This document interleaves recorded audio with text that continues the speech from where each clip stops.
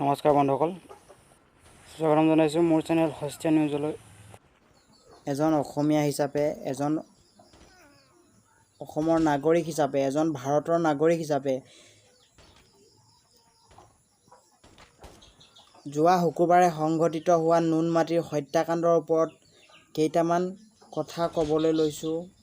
যদিহে কিবা ভুল হয় তেনেহ'লে ক্ষমা কৰিব, যদিহে কিবা বেছিকৈ কৰোঁ তেতিয়াহ'লে ক্ষমা কৰিব। এজন সুস্থ নাগৰিক হিচাপে, এজন সুস্থ মানুহ হিচাপে এই কথাকেইটা কোৱা হৈছে, গতিকে মন দি শুনক। কিদৰে এজন নিৰ্দোষী যুৱকক, এজন 9 মহীয়া সন্তানৰ পিতৃক, এগৰাকী মহিলাৰ স্বামীক মানুহৰূপী দানৱ কেইটাই নৃশংসভাৱে হত্যা কৰিলে। কাৰোবাক মাৰি পেলোৱাটো ইমান সহজ কথানে যে মন কৰিলেই কোনোবাই কাৰোবাক মাৰি পেলাব পাৰে? ক'ত গ'ল ন্যায়? আৰক্ষী প্ৰশাসন ক'ত? কি চাই আছে? আকৌ কাৰোবাৰ হত্যা হোৱালৈ বাট চাইছে নেকি? সকলোৰে মনত বহুত প্ৰশ্ন। কেতিয়া ন্যায় পাব? কেতিয়া অপৰাধীক শাস্তি দিব? আৰু কিমানজনক এনেকৈ হত্যা কৰিব? মানৱীয়তা ক'ত? কেনেকৈ কাৰোবাক মাৰোঁ বুলিলেই মাৰিব পাৰে নেকি? নিজৰ স্থানত সুৰক্ষিত নহয় তেনেহ'লে বাহিৰলৈ কেনেকৈ যাব বাৰু? এদিন হয়তো মোক আপোনাক এনেকৈ ক'ৰবাত দিন দুপৰতে মাৰি পেলাব। ঘৰৰ পৰা ওলাই গ'লে চিন্তা এটাই, যদি ক'ৰবাত দানৱ ৰৈ আছে মোক মাৰিবলৈ, ওলাই যাম, ঘূৰি আহিব পাৰিম নে নোৱাৰিম? আকৌ বা মা দেউতাৰ মুখ দেখিবলৈ পাম নে নেপাম? ক'ৰবাত হাতীক বোম খুৱাই মাৰিছে, ক'ৰবাত মানুহে মানুহক মাৰিছে।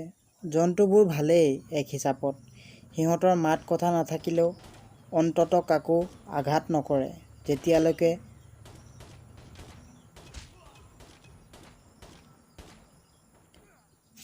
তেওঁলোকক আঘাত নকৰে।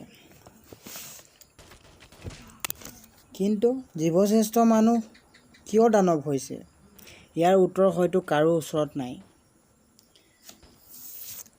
ঋতুপৰ্ণ পেগুৰ হত্যাকাৰীৰ সকলো কৰ্ম CCTV ফুটেজত মুকলিকৈ ওলাই থকাৰ পিছতো কিয় অপৰাধীকেইজনক শাস্তি দিয়া নাই? আৰু জানিবলৈ কি আছে? হত্যা কৰিলে যদিহে বাচি যায় তেনেহ'লে হত্যাকাৰী বহুত ওলাব। হত্যাকাৰীক কঠোৰ শাস্তি দিব লাগে। মানুহৰ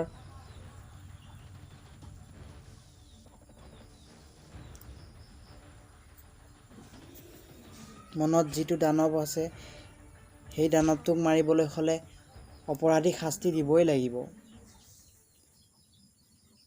এনেকুৱা শাস্তি দিব লাগে যাতে লোকৰ শাস্তি দেখি যিসকলে ক'ৰবাত ভাবি আছে যে তেওঁলোকেও কাৰোবাক হত্যা কৰিব, সেইসকলৰ মনত এনেকুৱা এটা ভয় সৃষ্টি কৰিব লাগে যাতে তেওঁলোকে কিবা এটা অপৰাধ কৰাৰ আগত হাজাৰবাৰ ভাবে যে তেওঁলোকৰ অপৰাধৰ পৰিণাম কি হ'ব। গতিকে অপৰাধীক অতি সোনকালে শাস্তি দিয়ক। ঋতুপৰ্ণ পেগুৰ পত্নীক ন্যায় দিয়ক। ন্যায় দিব লাগিবই, নহ'লে ৰাইজে চাই নাথাকে। যদিহে ন্যায় দিব নোৱাৰে তেনেহ'লে ৰাইজক গতাই দিয়ক অপৰাধীকেইজনক। সিহঁত দানৱ, সিহঁতক জীৱন দান দি একো লাভ নাই, কাৰণ দানৱ কেতিয়াও মানুহ হ'ব নোৱাৰে।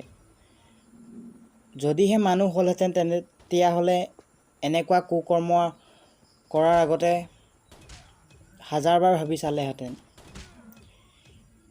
কিদৰে ঋতুপৰ্ণ পেগুক আঘাতপ্ৰাপ্ত হৈ মাটিত পৰি যোৱাৰ পিছতো আকৌ ঘূৰি আহি চোকা অস্ত্ৰৰে ডিঙিত প্ৰহাৰ কৰি হত্যা কৰিলে।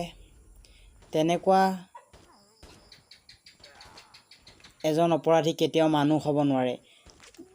দানৱবোৰ চাগে কিবা এটা কৰাৰ আগতে হাজাৰবাৰ ভাবি চায়, কিন্তু এইকেইজন অপৰাধী দানৱ বুলি কৈও চাগে দানৱৰ জাতটোক বদনাম কৰা নিচিনাহে হৈছে। গতিকে এওঁলোকক শাস্তি দিয়ক, এনেকুৱা শাস্তি দিয়ক যাতে হ'বলগীয়া অপৰাধীবোৰ মনত এটা ভয় সোমাই যায়।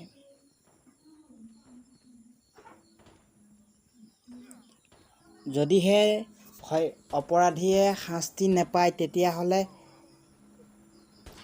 অন্য এটা অপৰাধীক জন্ম ল'বলৈ কিমান টাইম লাগিব? এই দানৱকেইটাক শাস্তি দিলে মানৱীয়তাৰ বাবে এক মহান কাম হ'ব। সিহঁত মানুহৰ ৰূপত দানৱ, অপৰাধীকেইটাৰ পক্ষ যাতে কোনেও নলয়। অপৰাধী সদায় অপৰাধীয়ে। সিহঁতৰ মনত মানৱীয়তাৰ প্ৰতি অকণো ভাৱ নাই, চিন্তা নাই। সিহঁতে মানুহক মানুহ বুলি গণ্য নকৰে, যেতিয়া সিহঁতকো মানুহ বুলি গণ্য কৰিব নালাগে। যদিহে সঁচা কৈছোঁ ৰাইজ, তেনেহ'লে এই কথাকেইষাৰ শ্বেয়াৰ কৰি দিয়ক, দেখাই দিয়ক যেন আপুনি এজন অসমীয়া আৰু অসমীয়াক এৰি চলিবই। জয় আই অসম, গৌৰৱেৰে কওঁ মই অসমীয়া।